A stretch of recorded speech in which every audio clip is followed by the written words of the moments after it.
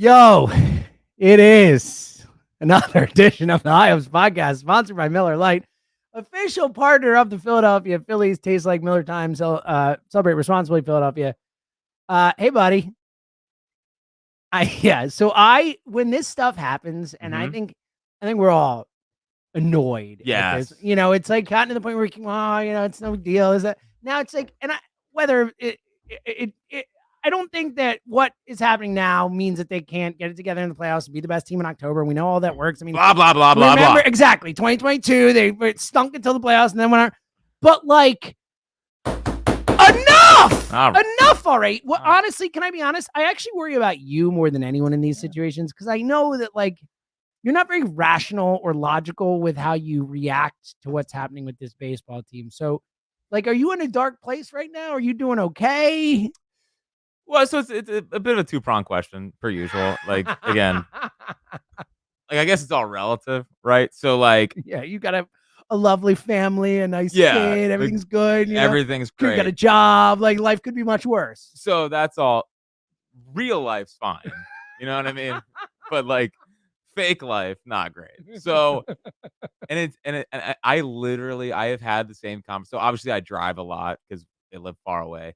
And I'm in the car, and I've legitimately had like 4 different conversations, more than 4, of like, what with yourself. With myself. Yeah, I just want to clarify that important content because you have many people could talk in there. You've called me from the car before because you're in the car so long. You're like, yeah, but you know what I realized? I stopped calling people because people stop picking up. And it's like,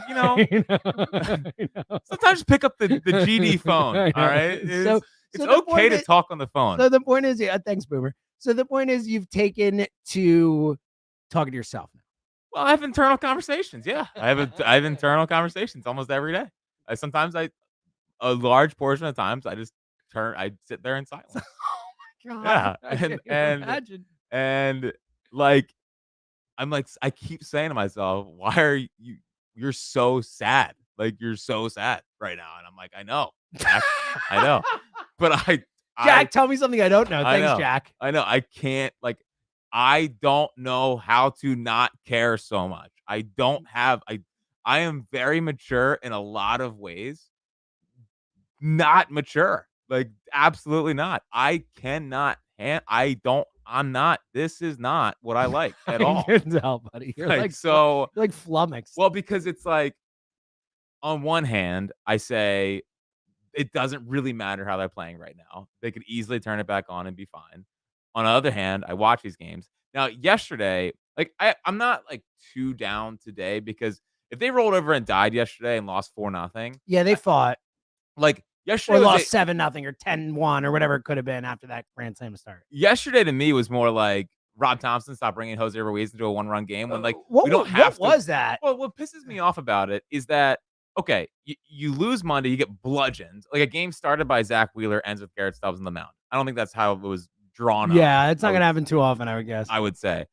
And then Tuesday happens, and I was there, and it had a playoff feel to it, like it did. Like, I think they wanted to win that. Obviously, they want to win the game, but like, it had an extra little oomph surrounded by Yankees fans. Like, you've had Yankees fans come down here. You've had the first night you get absolutely torched. You have Tuesday night where it's a back and forth affair. It is like tight late, and the Yankees find a way to steal one from you on your home turf. More of a coin flip game. Didn't really play very well. He got kind of bailed out by a wild pitch and a good read by Johan Rojas.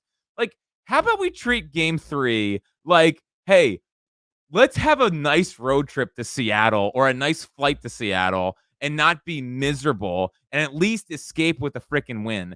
And I don't need the white flag lineup. I don't need Jose Ruiz in a 1-run game when you have Kirkring could have come into that spot. You could have used guys. You used Jose Ruiz the night before. It's not like he was well rested. He's your worst reliever. Like, there's too many times when they're down by 1. It's like, well, if we win, we win. If we don't, we don't. Like, that's a game yesterday where it's like, no, like, let's go little, let's push it a little bit. Like, go take a game from the Yankees. And had they brought someone else in, they'd probably win yesterday. So yesterday I was more mad at Rob Thompson than I was the team. I thought they fought well, and obviously Harper's in the middle of the worst slump. Yeah, and look, Harper, we'll get to it, but I mean, you can't swing at the first pitch there and just ground into double play. I mean, now, and I know that he's struggling and all that, but like, I mean, have an approach at the plate a little bit. they have gone. I don't know. I mean, Bryce, this is the most losses ever been as a Philly in terms of just for 30 at bat stretch, but he has never looked this bad for 6 straight games. Yeah, and a lot of these guys are doing it with the first pitch nonsense, though. That's what I mean. Like, there's no approach from this team. And I go back to the Rob Thompson point you just made, and I think it's team wide, but particularly we saw it yesterday with Topper's decisions and lineup and all that. But like this team, it felt like all season long, they came into this season with this goal. All right, we're going to start hot. We're going to win the division. We're going to win the World Series. This is the year. Let's go. And it felt, you used to say this like every pod, and I loved it. Like, it feels like this team takes losing personally. It feels like every game they go out there, they're like, we're not losing today. No matter who we're playing, no matter what point of the season is, we ain't losing. And I have not felt that vibe from this team for weeks. No. And then I think Topper, like same thing yesterday, was that vibe. It was like, you know what?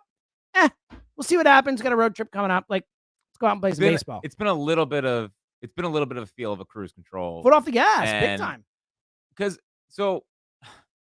I guess if I wish they were just playing better when they decided to do it. Like, I'm fine doing some of the cruise control things.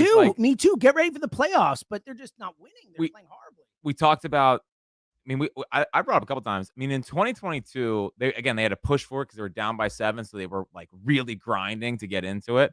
But they sat Ranger, they sat Wheeler, they sat Alvarado, they sat Sir Anthony. But that's kind of what they're doing now. With like Ranger, we'll see it's happening with the back. Doesn't seem too bad. Yeah, but it feels like a give him a rest thing. Yeah, but between that and we'll get into the trade deadline, but it was a little bit of like underwhelming. Prices were high. Yeah. So yeah. And then the lineup yesterday and then some of the managing decisions and again, I hope it works. But my one fear with the cruise control, we're fine. It's like, first off, hard to break out of that. It's hard to break out of it, which I don't want. I don't want it to be like, oh bleep, we're 2.5 games up on the Braves or Mets, and we got to kick it back in high gear, and then they just can't do it. Totally. And they're only 6.5 games up. I know, and 7 on the Mets. Like they're like 6.5 and 7 on the Braves and Mets. It's like right there, dude. And here's what I don't. And by the way, for the first time in whatever it is, months, we start a podcast without the best record in baseball. Like, people can't say it, which was getting annoying. Oh, yeah. Like, enough already. Little coping. Yeah. But, like, they don't anymore. Today, the Cleveland Guardians, we wake up with them having the best record in baseball. So, like, I mean, that's where we're at. And on one hand, it's like, I'm actually happy. Like, I'm happy that we can't use that anymore. I hope the team can't use that anymore. That was getting so annoying. The best record in baseball. Yeah, like, all right, enough. How they play does matter. Yeah, they also are 21 and 20, whatever, 4 or something. They've been the second worst team in baseball since the All-Star break. The only team that's worse is the White Sox, who haven't won a game. It's awesome. I know. That's awesome. I know. So yeah. Now, but I hope that's something that like kind of wakes them up. And yesterday, like, again, had they lost 4-0, had they just rolled over, I think I would be slamming the panic button, just slamming it. I probably would have canceled the pod, frankly. Like, if they rolled over. Us not recording after a sweep like that, I feel like we're always there. I will say, good job by us. We've been great this year. Honestly, this is like, we brought it. Now, they've been great for most of the year. But like, this was a spot where pretty much every year of the podcast, like, this pod is not happening today. It's just not. Yep. So listen, we're not big pat ourselves on the back, guys. We're recording this podcast. We're recording this podcast. Yeah. Because listen, we showed up to talk to each other. All right, appreciate it. Yeah. We did. It's the State of the Phillies, man. It's the State of the Phillies. So had they rolled over and died yesterday, I would be absolutely furious. But like, they fought. Like, I thought we saw the team closer to the team we've seen a majority of the season. The thing that was annoying about the Yankee series, there's a lot of things annoying about it, but I felt like they got bullied and pushed around. I think the fan base a little bit. I mean, it's not like we had much to cheer about, but the Yankees fans were here and they were present. Like, some of the pitching, I thought they were scared of the Yankees. Like, the Strom situation, like, Strom's been aggressive. I thought he was a little hesitant. Obviously, Wheeler, like, I thought they were like, oh man, these guys are huge. You know what I mean? Like, these guys are really big. The Phillies need to get the confidence and the swag back that they had the first 2.5 months, 3 months of the season, where it's like, we're the best team in baseball, and we're gonna go prove that. And I felt like against the Yankees was a little bit of those guys are really good, and I don't like that. Which is crazy considering coming into the series, the Yankees were like 10 and 23 or whatever it was in their last 33 or whatever that number was coming in. The Yankees heading into Friday night against the Red Sox were 20 and 27. Yeah. June 1st. I mean, they've been really bad. So, the Yankees got right coming in to play the Phillies. That's not the way it's supposed to work. And look, it is what it is. But I mean, when Jazz Chisholm has the series he has, and that's a guy they could have moved, and whether it moved for, and whether or not, we'll get to the trade deadline in a sec, but it's impossible not to think about it when he's hitting bombs. Oh, yeah. It's like, well, that guy could have been on our team. Especially when he's playing third base. He hasn't played for it. It's like, yeah, sure, I'll play third base. Like, not a team guy. Like, okay, look at this, so you can't help think about it. It's frustrating. It's not like Austin Hayes had a bad series. He was actually one of the better Phillies in the series offensively, at least. But again, well, you could add both. Exactly. That's my point. You could have both. both. You could have Jazz in center. You could have Martian, Hayes, and platooning in left, and let's roll, Yeah, and he does. I mean, granted, it was one series. Bit of a bright lights player. I think so, too. That's why I kept saying if you get him here, he's been stuck with the Marlins. This dude, he's got something, and it seems like he's fitting pretty well already with the Yankees. That's well, yeah. Again, one home run should not count. It was Garrett Stubbs. Yeah, I agree. I agree. But that to your point, that the game that you were at, that was a massive homer. That was a big boy home run. For July 30th, it really did feel like the end of the season. when he hit that, it was what's more frustrating is I know they battled yesterday and they came back in that one and then lost the lead and then they were still fighting, but I haven't had that feel that I used to have for the first 3 months of the season or whatever, where it's 2.5 months, where it's when they're down, I just believe they're going to come back. I believe they're going to be in this game, win this game. And I know they fought back in these games, but at no point in either of the last two games did I actually in my gut believe they were going to win. Yesterday was the first time where I was like, I think they could do this.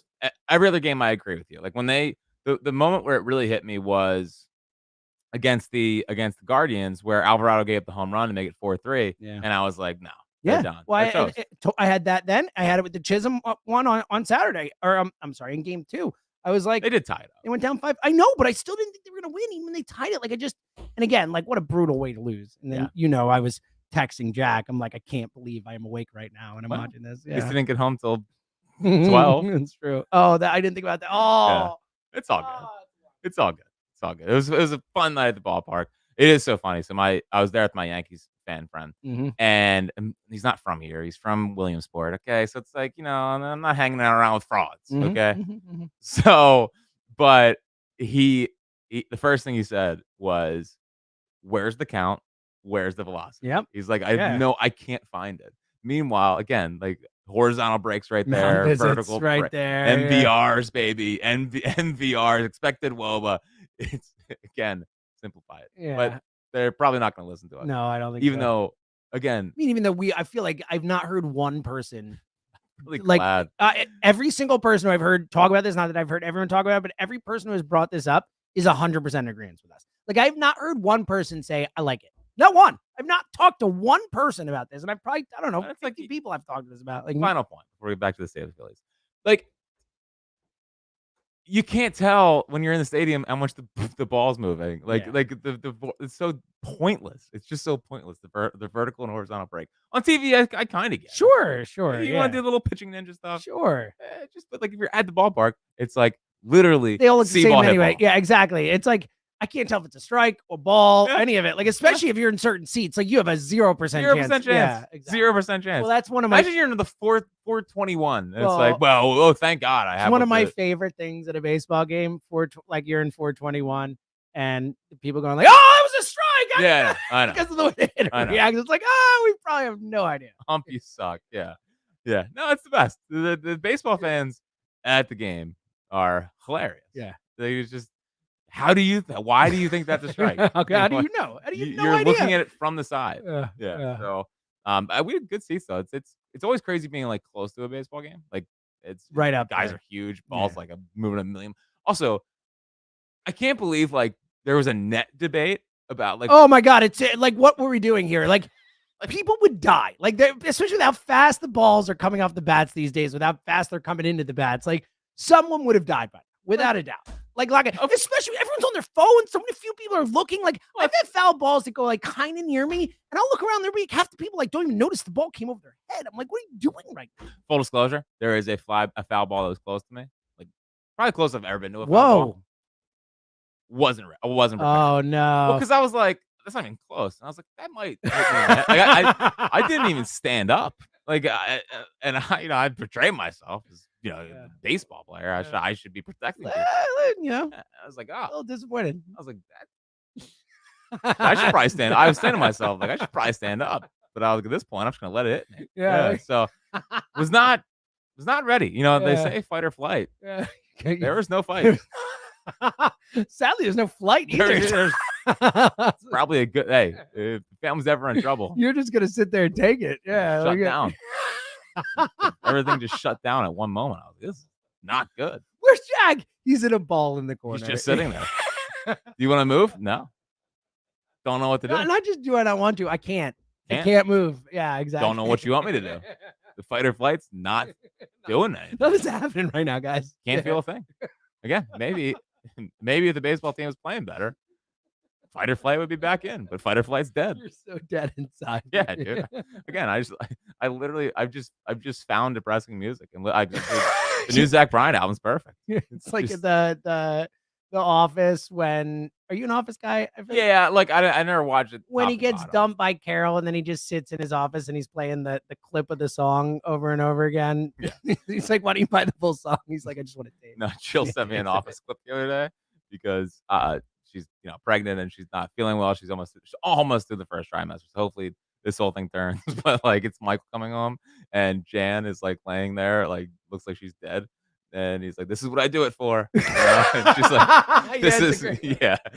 And I was like, "Man, yeah, this is why I do it. This is why I do it." So, yeah. It's Jill is not very sympathetic, I would say, to what I'm going through. Yeah. Like every day, I'm like, "Phil's lost," and she's like, "Yeah, well." She's like, "I threw up 5 times. All right, could not care less, buddy." Yeah. I basically felt like I've had a flu for 2 months. So. Oh God, that's horrible.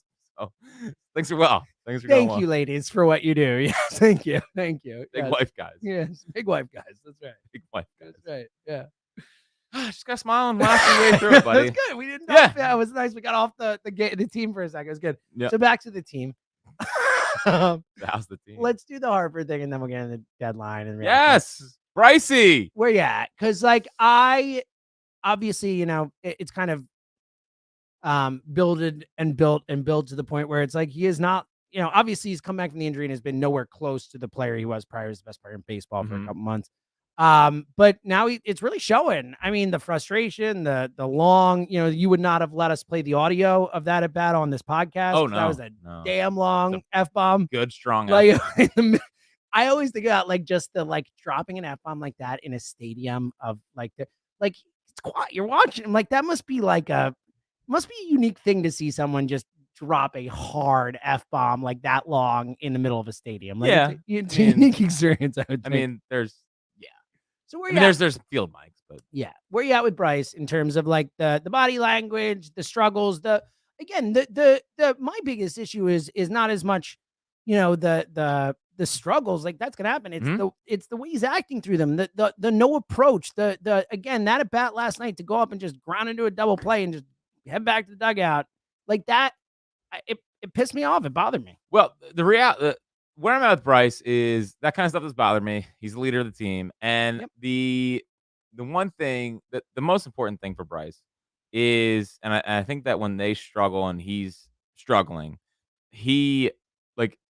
Bryce is such a superstar that he has extra, the kids are using the term aura about him. Oh, is that a term? That's what it does. He's got some aura. Bryce has some aura around him. Totally. But it can also lead to tightness. Yeah. So like if Bryce is tight, I think you feel that in the clubhouse more than almost any other player. I agree. So I think when he's tight, then everyone gets tight a little bit. And that's why like people ask me, well, what's gonna take for them to kind of break out of this? Bryce breaking out of it. Legitimately Bryce getting healthy and getting back out of his little slump here. He's getting bullied with fastballs, which is the first time in a while. I mean, I remember since year one, where and he's got to adjust back. I don't think it's the hamstring. Like he's batting like 170 since he came back. I think more about the hand. Like he got hit in the hand that night. Yeah, and he keeps kind of messing with it. I've noticed that here and there. I'm actually more worried about the hand than I am the hamstring. Sure. So yeah, I mean, I don't know what to say other than like I trust that he's gonna come out of it. Yeah, like I don't think this is gonna be the rest of the season. I think he's frustrated. I thought after the game last night, he seemed pretty calm, which like very kind. It's like, keep going, keep on. He actually said the phrase, keep on keeping on, man. Yeah. He was like, what? Yeah. All right, Bryce. Like it wasn't because he was salty after they lost to the Twins. He normally gets salty in those spots where he's like, yeah, the I boo me too, I suck. Like that, that's normally the vibe from Bryce in those spots. So I didn't hate that. I thought it was like, okay, he's probably gonna be okay. Got a good mentality on it. And the reality, like he did hit ball. I think he hit like, I don't have the numbers, but I think he hit like 7 balls 100 miles an hour this series. It was just like at people starting to turn. Hopefully, high. I think he hit a couple balls 100 miles an hour more. 7 would be feels high. Maybe whatever. Maybe in this stretch he's hit 7. Regardless, the homestand, which he one hit on the homer against the Guardians in the 8-0 win. That was it. That's tough. And that's why. When we talk about just get Tyler Phillips back on the hill. I mean, exactly. Can he pitch every day? Friday. I know. So, like, that's why I'm having a hard time getting too ahead of myself because, like, we're going through Trey, horrible stretch, Bryce, worst stretch that we've ever seen, JT slowly coming out of it, 3 hits on and that's Tuesday. The most like. JT was out for over a month with an actual surgery. Like, I don't expect JT to, like, I'm fine. It's going to take JT a little time. I don't expect him to come back and hit the ground running. Like, I think Stott's showing some signs. I think Marsh is showing some signs. Stott's been one of the few things this homestand started to be like, okay, some spots there. Has Marsh gotten a hit as a pinch hitter? I don't think. It seems like in pinch hitting spots, especially, he struggles. It's the team. This is honestly, I don't know the numbers. This in my memory is about as bad pinch hitting a Phillies team as I ever remember in my lifetime. Like, where's Dobbsy? I'm right about this, right? Like, can you think about David Dahl, that in London? Oh, that's the one. Only time this season I can think of a pinch hitter coming through and doing anything. Yeah, I'm not kidding. It's crazy. It's not great, but yeah. So like a lot of these guys, this is about as bad as we've seen. Like Wheeler's not pitching great right now. Ranger, we know what he's kind of going through. No one's pitching great. Bullpen starters. I mean, no one. We're going Colby Allard again, which is phenomenal. It's great. Just what you want. Again, don't take your time, Taiwan. Reading fight to start last night. Don't take your time. And then like a lot of the big guys, I know we can do the whole stars thing. Like they're all kind of going through it right now. So it's like, and Strom's going through Castellanos was the best hitter on the team in July. Think about that. Yeah. I'm serious though. I'm talking just pure numbers. I know. And again, and he's had a good year, but like Bohm had 4 RBIs in July. Yeah. 4. Yeah. 4? Well, he was like leading the league. He was one of the league leaders, and now there's like 8 or 9 guys in front of him, like way in front of him. So I know that Judge had a good year. I obviously didn't look at his numbers. Oh, they're like, I almost cursed. I almost said bat bleep. He essentially has 40 home runs and 100 RBIs. Well, what the craziest thing is that 31st. Here's the thing though, which is crazy is, I mean, Aaron Judge, clear MVP frontrunner. Like Bobby Witt is having one of the great seasons a player has had in a long time. Like Bobby Witt's batting like 350 almost. He's the best defensive shortstop in baseball. He's like going to be a 30-50 guy again. Like Bobby Witt is like, he's an MVP in so many seasons, and he's going up against Judge. I actually feel bad for the guy. Like Bobby Witt, like is having an all-time great season. He just had the best month of July that like any hitter's had in forever. Like it's crazy. I drafted Bobby Witt a couple years ago, and in a go for it year, it was a go for it. I was the 1 seed. I traded him for Wheeler, and then I didn't keep Wheeler. Did you win? No. Oh, so I lost in the championship. Yeah. So I God, Bobby Witt's so good. He's so fun to own in fantasy too. Let me tell you, he does everything every night. Like well aware. Night. Well, nuts. No, I got you. Yeah, can't wait. He's gonna be a great Philly one. I love him. I will say though, if everyone wants to not get, you can feel for me, Jordan Westbrook going down. That is a big hit. I was just gonna say, I feel so bad. Big hit to my fantasy team. That's all right. Not psyched about my guy Westy going down. But Bryce, like again, all these guys are so they're at. I would call this rock bottom. I mean, I guess technically it could get worse. Yeah, I mean, they're what, still 6.5 up, and we're like, the season's over. If they have a tough road trip, obviously it could get worse. But like, by the way, the fact they're going out west right now is like, super, yeah, the worst possible thing. Like, au contraire, mon frere. Oh yeah, now they're good. Less people are gonna be watching. Oh, I like that. That's a good day. Good day. We don't talk about the Eagles for a week and a half. That's good. That'd be awesome. But yeah, so like they're all and like Strom's regressed, Kirkham's regressed, like a lot of the guys, like they're all just kind of coming back to the means a little bit. Like that's what of all my hopefulness is that they'll start playing. Like all those guys will start playing well again, and they have rather than doing this in September, they're doing it now. Well, they inverted, yeah, so far, yeah, of course. Like rather than doing it then, they're doing it now. And hopefully that there's enough runway for them to heat back up again. Stocker talked about this the other day. Like the September Phillies in 1993 went 13-12. Oh, they were, yeah, like yeah. So and again, 2022 is not that long ago. We thought they were, we thought they were going to collapse, and they were collapsing, and then they did collapse, and then 3 days into the season they get in, and then we all thought they were going to win the World Series. So it can change like that with the baseball team. Same thing with like Harper. We know Harper. Like Harper can make one little thing, adjustment or whatever, and he's Bryce Harper again. So it's so like such a fine line there. And the final thing on Bryce is that people are so obsessed with the hustling thing. And yes, I want Bryce Harper to hustle. I understand the hustling thing. But like he smoked a ball at a guy and his first reaction was not to that's how baseball works. Every baseball player on the planet, if you hit a line drive and it looks like the guy caught it, you automatically stop. And then it's hard to get running again. You're not just sprinting straight out of the box. Like, look, did that suck? Because if he had been sprinting straight out of the box, could he have gotten it? He probably would have been safe. He'd sprinting straight. Like, no one ever does that. Like, it's not human nature. The guy caught it. He thought the guy caught it. Like, it was a mistake. He's wrong for not running. But like, let's give a little grace here. That's just not the way it works. It's just like it's insane to me. It's like it's so obsessed with this. It's like, can we just give it a breathe a little bit? I think of the people that have played, like unless you're a little slap hitter that's trying to hit the ball on the ground and try to beat. Unless that's your game. Unless your game is you're running out of the box every time because that's all you got. He's trying to lift the baseball and he did not. He ripped it. There's a little bit of a recoil, and you can't it's just that's not how it works. Like, and you see the clips, and it's like, oh my god, there he goes. Well, especially in slow motion, they show these clips in slow motion, and it looks like that much worse. And I think it's so unfair. So, yes, like in a perfect world, do you want him to rip the ball and not react at all, be a robot, and sprint it But in that situation, he has the game on the line. He smokes the ball over 100 miles an hour right at a guy. I'm sure his first instinct was, damn it, man. Of course it was. So, and also just to the point where if you start running and you think they caught and you kind of slow down a bit naturally, it's hard to get to ratchet it back up just physically to get back to speed. By the time you get there, it looks like you're going slow. Didn't we see him miss time with a hamstring injury? Like, just forgetting the specific play. Like, do we really want, yes, in October, yeah, you know what? Run hard every play. Do we want Bryce Harper?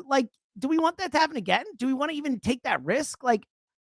It's just, I know it's hustle every single second you get. You guys are letting him off the hook. It's just not human nature. It's not I just think I couldn't agree more. There's just this obsession with Chase ruined it for everyone. It's all Chase's fault. And listen, I love Chase, but his career was shortened, without a doubt. And it could have been because of how hard he went. And I think Chase in that situation pauses. Everyone does. You hit it's anyone who's hit a baseball like that knows. It's just what it is. Again, it's become an obsession, I think, at this point with the whole Bryce Hustle thing. Yeah. It's not a thing. I fully 100% agree with you. All right, let's get to the deadline and then we'll get to the take back and all that. But emphasis on dead? Yeah. I mean, look, I think Carlos Estevez is a good app.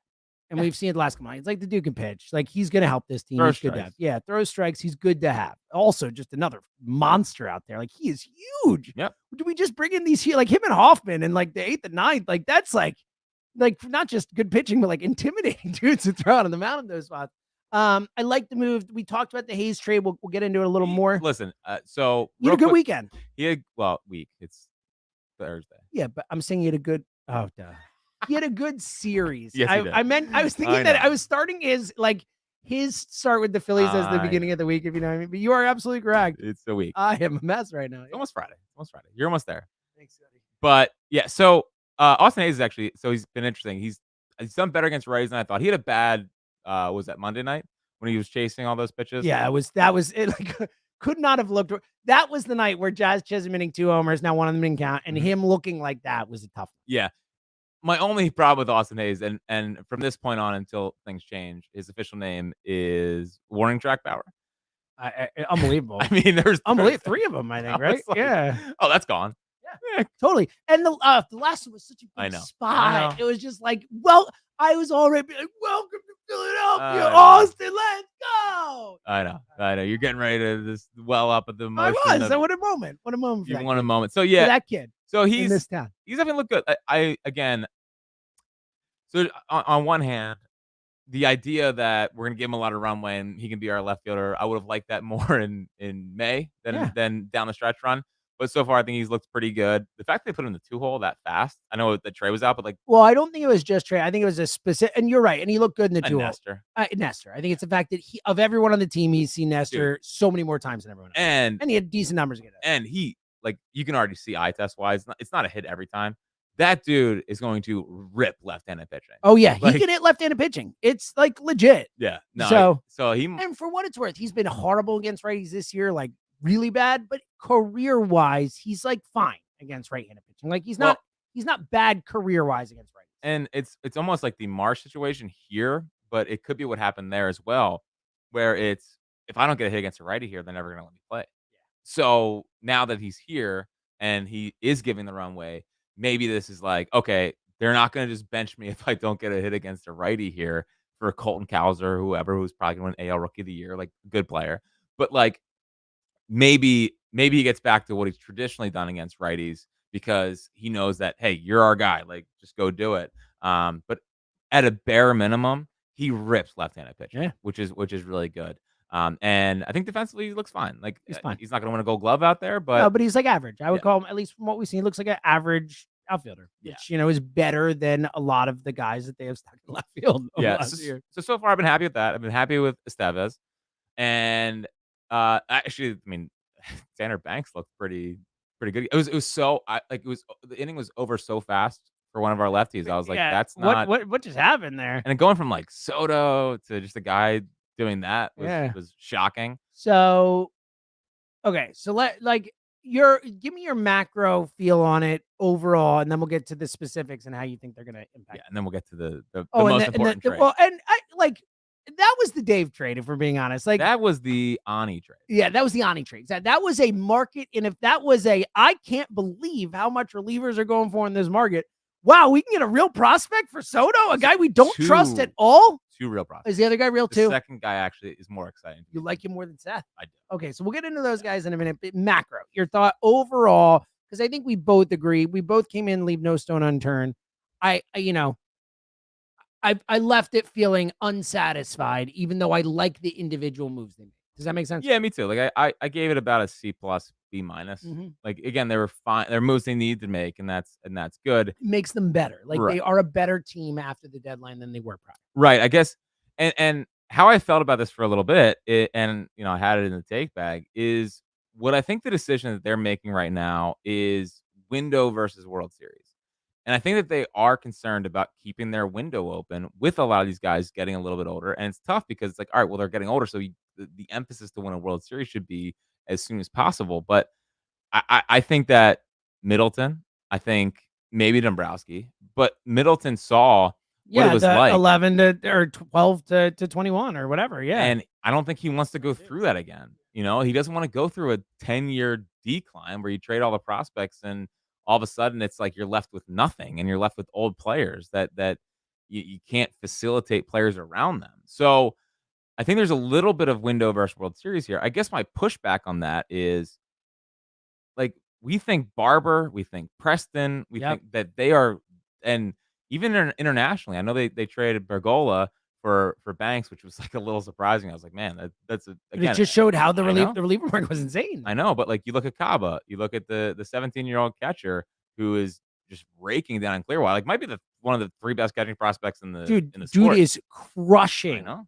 He's young. Was he like 17? Like and he's Ethan Salas. Yeah, dude, he's legit. Tate, right? It's not. How do you pronounce it? It looks Tate. It's Tait or something like that. Either way, that for those who don't know, that's the guy. Yeah. And Kaba, I mean, Dave Dombrowski mentioned Kaba yesterday, which I thought was really interesting. Because questions about Miller and Painter and Crawford, and he's like, "Let me bring Kaba in there too," because like love Trey, but like Kaba is a 80 grade shortstop. 80, so I'm assuming most of our listeners know. For those who don't know, 80 is the best you can be. Yeah, like in terms of scout grades, he is an 80 grade defensive shortstop. Yeah, so he's pretty special from a shortstop perspective. So I do wonder, like he might be. I think he's more untouchable than people. Like people always said, Miller, Crawford, Painter. Yeah, I feel like God was actually in there as well. well. I think Dave going out of his way to mention him there was interesting. Like that was Dave cluing us in that he considers Kaba in that group, if nothing else. Yeah, and we'll see if he can hit, but he might be. My buddy put Johan Rojas. No, Bat's better than that. Like he might be Andres Jimenez from the Guardians. Oh, he's a nice player. He's a second baseman though. Yeah, really. Like shortstop version of Andres. Okay, but yeah, so like less power. I'm assuming because a little less power. Andres can hit some bombs. Yeah, hopefully he can develop into his power. Like worst case scenario, he's a good bat to ball guy. I'll be surprised if he's a 20 home run guy. But again, like that's what people thought about Lindor, and then he turned into Lindor, a 30 homer guy. Yeah. So yeah, so on one hand, it's like I appreciate keeping the window open, but it's like there's also an opportunity here. Now, at the same time, while we're saying all this, like I don't know who that guy was. Like obviously, the all-in move would have been Crochet and Robert. Obviously, there's questions about Robert, so I get it. Like if there was, and the fact that they didn't trade those guys at all, especially Crochet, says something about what they were asking for. Yes, yeah, and I do wonder, like if Soto was available this deadline, not Gregory. If Juan Soto is available, the other one, at this deadline, I've heard of him. I'm sure that they probably. I would have been surprised if they weren't in on that. Like with these prospects, because they would have been a perfect fit, too. Right? So like maybe the right guy wasn't available. Like there was no CC this year. There wasn't a Cliff Lee this year. I mean, not just that. Like none of those guys got traded. Period. Sounds like Flaherty, but I don't know how real they're in. Maybe if Jack Flaherty, the best player to go to deadline, that means no stars really got traded. I thought this was really interesting, and it's. Other prospect sites have some guys in the top 100, but Baseball America, take it for what it's worth, probably the longest, most established of the prospect rankings. And they update things. Unlike things. MLB Pipeline. Which is insane. Did you see this? 0 top 100 Baseball America prospects were traded at the trade deadline? 0? That's pretty fascinating, right? You would think like of all the trades somewhere. So like I did see that Clausen and Aldegari were both top 10 prospects that were traded. I'm sure they were, but that's how fascinating is that? Like you would think so it just shows just how depressed the market was from a talent star perspective, that like it wasn't just in the major league side, not even one top 100 prospect. No, it's really interesting. It's really interesting. So, but I think they are interested in keeping the window open. And I think that's something that definitely is down there. So I don't think there's any question. I think those two things are the tandem, and I don't know how much is which. I mean, to your point, if there's a guy on the market who was awesome, who cost Painter, and they like the guy enough and whatever, like, I don't know. Yep. There just wasn't that guy. So it's hard to know what, but I do think that played a role for sure. I will say, in the moment I was mad, but like, I hope they all come. I hope they come up and they're awesome. It's fun having homegrown guys on the team, and I like next year. I do wonder if next year we'll see what happens with center field. No, with center field. Might have a little Crawford versus Rojas for interesting. Who should the opening day? I think Crawford, he could probably hit better than Ross today. If we're being honest, He's been hitting no power, but he can hit and he's faster.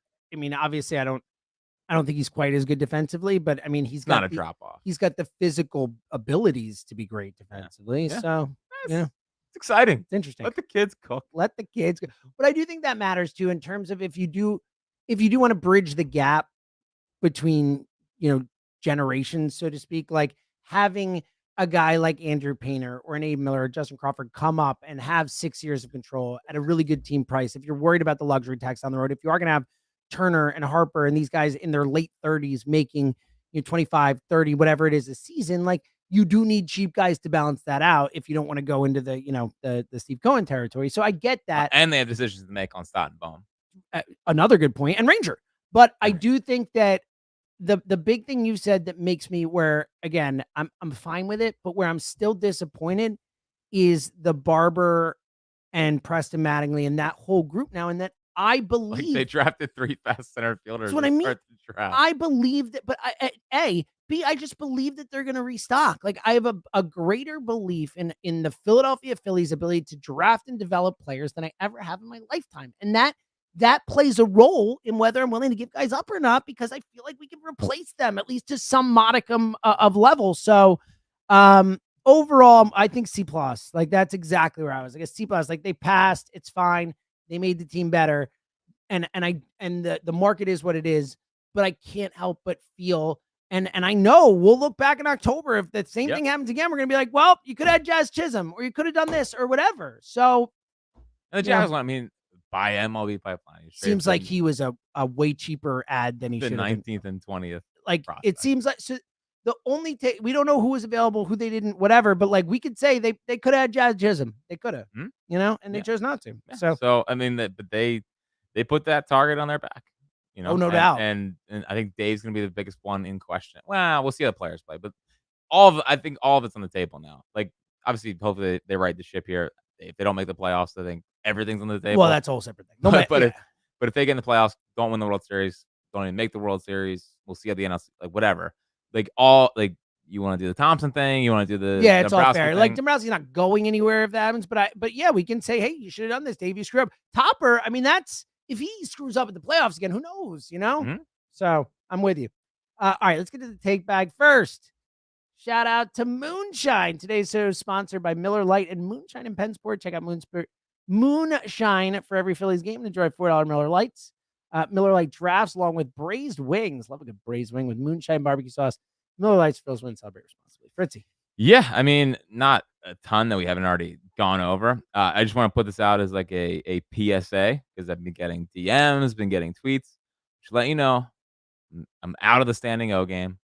If you need to find someone to give you a stance to do the standing O, I'm not doing it. Okay, so you're retiring. Yes, you're retiring from the standing O game. Not doing it again. I will say it does. Not doing it again. I mean, it is something that I think it will live forever. Like today, we're doing the show about Harper, obviously, and Wechter walks in at one point and just goes, yeah, you know what they need? They just need to give him a standing ovation. Yeah. I'm like, that joke's never going to die. It's never going to go away. Like it's created a monster. Yeah. Great. So have you been getting requests? Yes, I have been getting requests. Hey, Jack, show up. Help out. I have a new way to help out. Oh, really? Yeah. Well, I told you I have a new bit. And you do. I tweeted about it yesterday. We'll be starting it tomorrow night. And Walker's not going to be able to go to college. But again, whatever it takes. Right? Desperate times call for desperate measures. That's right. And there's going to be more gambling tweets coming. Uh-oh. Yeah, because when things get dire, then we got to find our way out of it. And I think I found this year's bit to turn something around. So that's a strong tease, like an idea of what it is, but you have to pay attention and see what's happening. I like this. Good. I would just like to announce that I will not be partaking in the You will not, yeah. I support you in the bit, and we can talk about it a lot, but I will not actually be using any Zoe college money. And I will be starting a GoFundMe if it goes if it starts going too well. If it works, we might need to help Jack out. That's what. Yeah. Dude, I can't believe Bryce is down to 274. He's at 274. 274. He was at 300 like a couple weeks ago. Felt like. Yes, I know. It's. We just hand Shohei that MVP trophy. Is that dream dead? Disappointing. Yeah, I really wanted it. I wanted it so bad. And again, that's why. And look, that's why I was so bummed after that hamstring thing, because we know Bryce, and it's like you look at that. Other than when he first started with the team, if you look at the main times because he has not struggled much as a Philly. He's been awesome, but like the prolonged stretches of when he struggled, it was when he got hit in the face and came back. It was after the Blake Snell thing when he came back until the playoffs started. And then got it going. It's right now, like it was last year when he first came back from the Tommy John. He is a feel guy. We've talked about this so many times. And when he gets out of whack, he gets so far out of whack and he loses that thing that he had. He was the best hitter in baseball for May and June. I mean, player of the back to back. Yeah, player of the month back to back. It's just, that's why it's so frustrating, because it felt like whatever happened, it felt like that dude right there, like we weren't going to get him back for a bit. And that's what's happened. Yeah, it is. So obviously, really big road trip, Seattle, big games, Dodgers, and there's more after. A freaking 4 games in Arizona, with Josh Bell, who's now a Diamond. I know. Well, how about not just that? This is going to be a long weekend. Can we also talk? there was no sadder, not for me, for you, me being sad for you than seeing Floro traded to the Diamondback. I was like, are you kidding me? Yep. Are you kidding me? Of all people to get traded, like they know the guy Jack brought up the most times on the pod. Then he's a Diamondback. Would have been an A deadline if they got me Dylan Floro. I felt bad. I was by the way, like, all right. Final annoying point.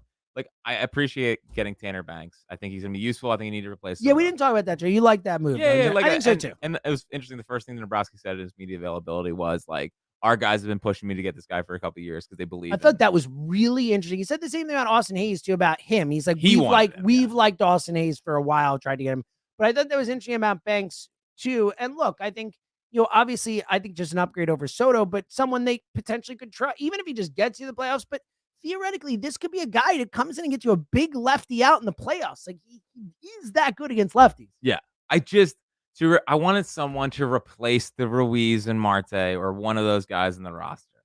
Like, yeah, I would have wished they added someone instead of just Sir Anthony for him, Soto for him. Right. So again, and it hurts because I saw Kopech. I was struck out the side on 17 pitches last night. It's another guy we want. I mean, there was, and again, I know the market was high. Again, the Soto trade, we'll get it. None of those guys were going to cost any of your untouchables. That's my point. Like, just go get one of these guys. Just make them better. Like, it felt like, I mean, I can't believe those were the only trades. Like, I'm shocked. I'm really shocked by it. Yeah. So, like, yeah, that was disappointing. Like, I would have liked, if you're going to do nothing, essentially, one extra kind of bullpen piece I thought would have helped, and just to replace like the Ruiz and Martes of the world. I know they probably won't pitch in the postseason, but still, just give me one more arm. Now, so Seth Johnson's interesting. Yeah, talk to me about the prospects they got for Soto. So, like, he on Pipeline's top 8. So the thing that I find interesting about that and why top 8 for the Phillies or for the Orioles? For the Orioles. Oh wow, he's starting Saturday. Yeah, he was top 8 for the Orioles. Yeah, really? Yeah. Well, it's good. It's good. That's good. And the reason why I know this had to be an Ani trade is because I don't think Nathan Browski's breaking down the Soto for prospect I don't think trade. so either now. And yeah, so like Ani, he was drafted by the Rays when Ani was there. So there you go. The Orioles pitching development's like not great. Yeah. So he's I guess he like had late Tommy John, so he ended up having to miss 26 months instead of like how long they usually have to miss, which is only a year. So he's really interesting from that standpoint. But Moises Chassé, like at worst, I think he's Debbie Garcia, who was really good like as a prospect for a little bit there. And you watch him, fastball like really jumps. Like if you look at like extension numbers, it's really high. And there's so clear tweaks they can make, like that I'm sure that Herg and those guys are gonna work on with them. Like they might have legitimately just stolen 2 guys for Gregory Soto who no one wanted here anyway. Yeah. So like it felt like a smart trade to me. Like you see a trade, you're like, that's a bit. We talk about market inefficiencies. That felt like a market inefficiency. Oh wow, look at this market for bullpen pitchers. A team that really desperately needed it, as by the fact they have Craig Kimbrell, Sir Anthony, and Soto will be pitching potentially in the playoffs for them. Mm-hmm. I mean, like they needed it. I think it was a really smart trade. Yeah. So they lost some pitching depth with Clausen and Aldegari, and they got some of it back. So are both guys starters, relievers? Both are starters. Yeah. Long term, do you expect? My point. I know they're both starters now. I'm saying, do you expect both of them to stay? Yeah, starters? I think Seth Johnson's the starter. We'll see with Chassé. I mean, some of his stuff kind of pops a little bit more, but yeah, it was smart. It was exciting. So, and it was a down deadline when you make a little prospect trade. It sort of made me want to sell one day, but I'll take a World Series first. Yeah, let's not sell quite yet. I guess I'll take that. But nice, come on, one big sell. Look at all the prospects coming back. That's exciting. That's baseball. It is. Yeah. Everything's fine. That's called being a Marlins fan. Yeah, well, they every year they had a pretty good deadline. They got a lot. They moved a lot of dudes. It won't work. No, and if it does, it'll work. Not. It'll work for a year. Yes, and that'll be it. Yep. All right, you got anything else? I got nothing else. All right. It's gonna be some late nights. Like, don't suck in Seattle. Yeah, exactly. Like I will say, and the Dodgers series less so, but I will say there is nothing better than West Coast weekend baseball for your boy. Mm-hmm. When I can actually stay awake and watch the games and not have to wake up super early in the morning, like I really do love it. I'm up. That's the only time I stay up is weekend nights anyway. Why don't game on? Why don't on this West Coast trip? Why don't you wake up at midnight? And then watch the rest of the game? Well, I'm gonna have to. I'm hosting next week, so I'm gonna have to stay up and watch the games the night before. What do you mean? I'm in for the camera next week on our show. I know. So these Dodgers games, we're going to talk about them on the radio. So I'm going to have to actually watch them. You're going to get early. you're going to get like. I don't know what I'm going to do. Sleep. I know. Well, I think what I'm going to do is I'm going to try and sleep from like 4 to 6 or 4 to like 10 or something, and just get up and stay straight through the show. That's my plan as of now. We'll see how it goes. It's gonna be tough. I promise you, just watch the condensed game in the morning. Okay, you can. Like, hopefully, nothing that serious happens. Well, hopefully they win a game before that. See if we get a podcast. See if we even care about the Phillies that much. All right, we'll be back next week. Maybe if they get swept in Seattle, I'm just telling you, we're not doing a pod. I'll just right now. There's no trade deadline reactive. We're taking a pod off. Tucker's hosting. Either way, Jack doesn't know this. It's gonna have to be Monday because I can't do Sunday, so it'll be Monday anyway. But either way, likely on Monday. You see Jack. If you tweet at Jack, tweet him a little smiley face or something. Pick him up. He's a big guy.